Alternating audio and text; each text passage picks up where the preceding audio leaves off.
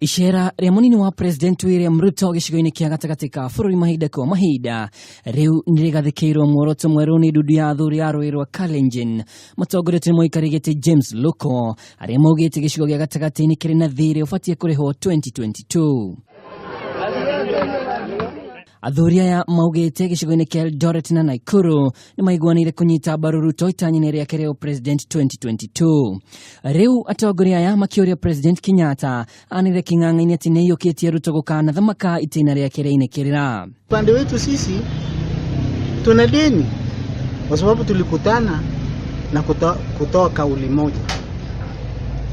Tungelipenda wazee wa huku wa Kikuyu na Kalenjin wafikirie sana. Kwa wataruka ni sawa sawa, lakini wajue kwamba walinena jambo.